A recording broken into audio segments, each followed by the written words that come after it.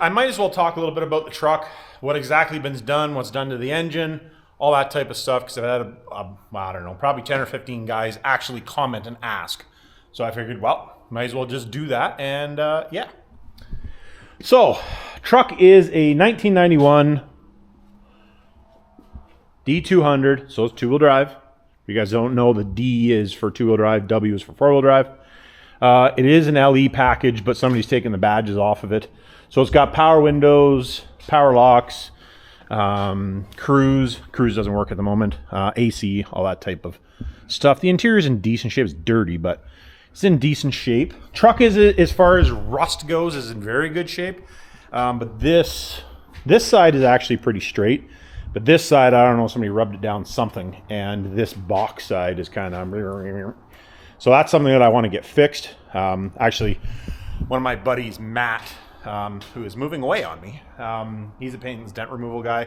When he has time, I'm hoping he'll come down and straighten it out a bit for me. Doesn't need to be perfect because the truck's not perfect, but it would be nice if it was nicer than it is. I do actually have a roll pan for it. I have not put the roll pan on, obviously, but I do have one. It's actually, I don't know, it's up there, but something we do need to do. While we're back here, this is my blow-by tank, which does have another canister underneath. I'll show you that. It does have an extra rad in the back, which it does not need anymore.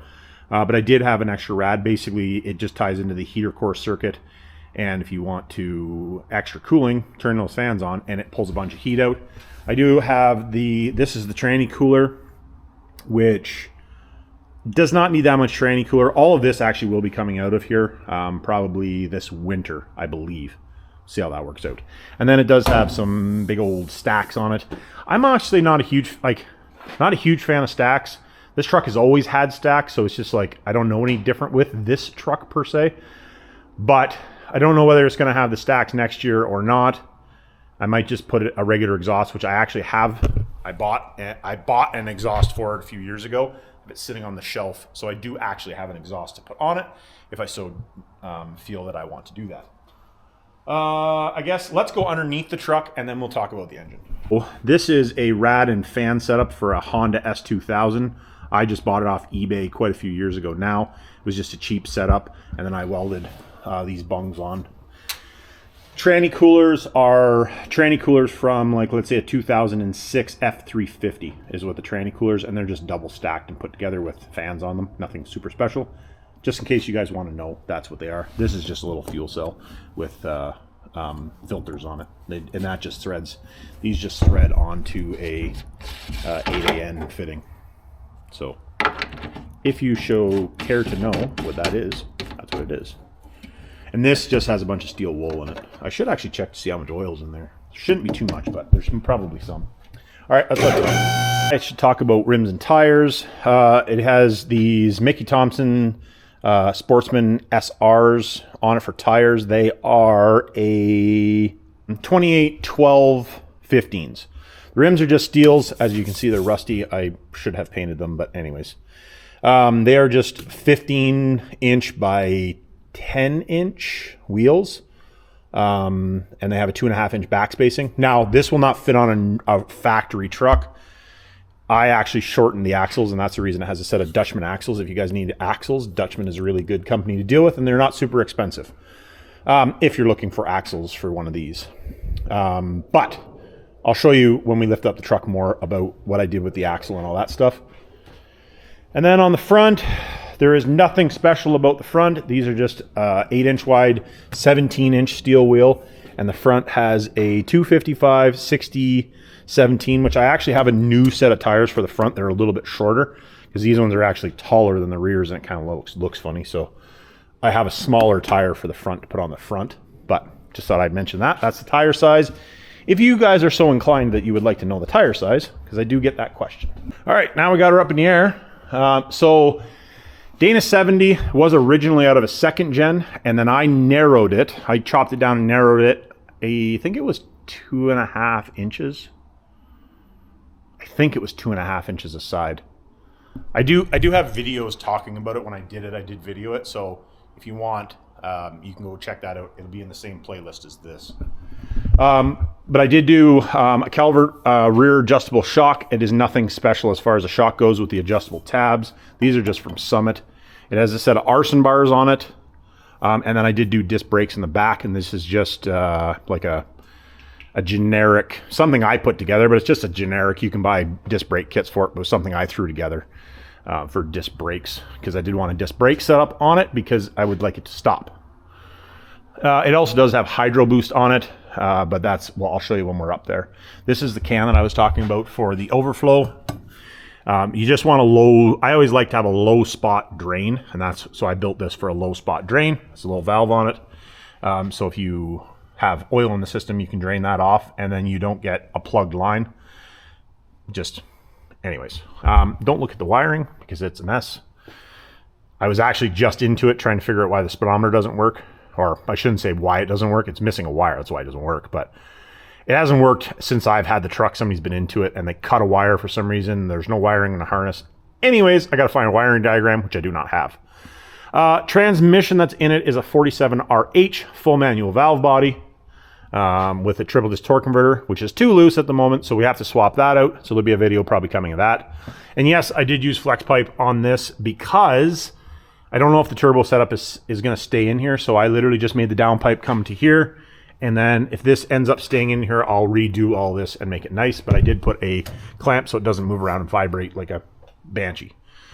Like I said, front brakes, all that stuff, nothing has been done to the front as far as that goes. I would like to upgrade the front brakes. I'd like to see about putting some different calipers on the front. I know that you can do it on the four-wheel drive trucks. I've seen somebody do it, which is actually something that we're probably going to do on Shay's truck maybe, because I think it'd be cool to have better brakes, and it does have hydro boost as well. If you guys have done that, let me know in the comments what you have to do, or send me an email, because I don't know. Never done that on one of these. Put the upgrade calipers. I think guys use the second gen calipers. Maybe the third gen calipers are basically the same thing. But let me know. Anyways, front end, all that stuff is stock. There's nothing special about it as far as that goes. Steering box, all that stuff is all factory. I guess you probably can't really see much. There we go, a little bit of it. Anyways, so we'll let it down and I'll show you the engine. Well, let's start at the front, I guess. So intercooler is out of a, let's say, or supposed to fit, let's say a 2001 Ford F350 with a 7.3 is what that intercooler is. And you have to make it fit. So I made brackets and made it fit. The issue with this is this right here. That's usually where your secondary latch would go, is right there where the intercooler is. So that's a problem because now the intercooler doesn't, or the secondary latch. So that's the reason I did the hood pins. If I was doing it again, I probably wouldn't have put the hood pins in. But I think we'll do something. We'll do a set of fancy latches or something at some point. But that's the reason the hood pins are there. So Mishimoto intercooler, but I've modified all that. The rad is a cheap aluminum one from Rock Auto, so nothing special there. All right, so as far as the engine goes, I guess where do we start? Let's start engine bay. There again, don't look at my wiring. This thing has been just kind of a bastard or a basket case for a long time. And I need to, that's one thing I would like to do this winter, is go through the wiring, fix a whole bunch of stuff, clean up all the wiring, all that stuff. Put the AC back in somehow. Anyways, let's not get off the topic here. Hydro Boost is out of a third gen Dodge truck. If you want to put one of those in, super easy. The next one that I will do an actual tutorial on, because I don't think that I ever did. Actually, we're going to do one on that. So I will do an actual video on how to do that. It's actually really easy. But anyways, engine. The engine. So I did show some videos on doing the engine. Nobody ever goes back, so I just figured I'll talk about it. The engine is a 12 valve, but it is a 6.7 block sleeved down to a 5.9 with a 6.7 crankshaft. So it has a marine bowl piston in it, Molly Motorsport marine bowl piston, which has 90 thou cut off the top of them to bring your piston protrusion into spec. The cylinder head is a completely CNC ported cylinder head that I had done many years ago. The side draft was originally built, one of the guys that used to work for me, Andrew, He built that for his 12 valve, P-pump 12 valve. And the reason it's designed as it is was so that you could use the stock lines on a P-pump, but still have the side draft. That was the original reason that it looked like that. I've modified these pipes and stuff, but that's the reason that he built it like that. And it's got to flow, with 2 inlets in, it's got to flow better than 1.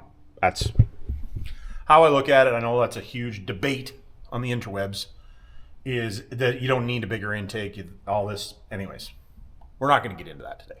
That's how we're set up. Now it does have a VE on it, so we are doing VE stuff. So this is a performance pump done by Ratman Performance, and this pump, not this pump, but a pump just like this one. Gavin, he has a YouTube channel. I'll put a link here somewhere, or a picture of the channel. He has made 1,202 horsepower with nitrous with one of these pumps. Now that's obviously on the dyno, the dyno number. Nonetheless, it still made it, and it showed it. That was actually the reason that I originally put this engine together. So as far as the engine goes, I already talked about the pistons. It has a 6.7 crankshaft. It has a set of Wagler forged rods in it. It has a Colt Stage 4 camshaft, only because I had the camshaft. I probably shouldn't have put that much camshaft in, and I'm probably going to curse at myself for that. It has heavy-duty push rods. It has 185-pound springs in it. What else we got done? It has stainless steel valves in it. It has the Steed manifold, and these turbos were turbos I had, and I think they might be a little on the big side, but we'll see how it works out. So it's an SXE 369 with a 1.0, or it's an 80 mil turbine with a 1.0 housing, and then the big turbocharger is a S400 based. It is a 9296, so big setup, especially for a VE. There is no boots or anything. Everything has Van Jans on it for clampage and all that type of stuff, and then we obviously have a couple flexes for stuff moving around. It has a TurboSmart wastegate on it, which I think I'm going to have to change because it's leaking, and I've already screwed around with it. It's still leaking, so I think I'm just going to change it out to a different brand. I'm not sure what brand well, I'll probably use Black Sheep Industries. They're close to me, and I do dealings with them all the time. So I'll probably use one of theirs, and the price points are pretty good. Also, what else have we got done to this thing? Yeah, that's actually, I guess it does have an adjustable timing gear, which is the only one I know of that has ever been made.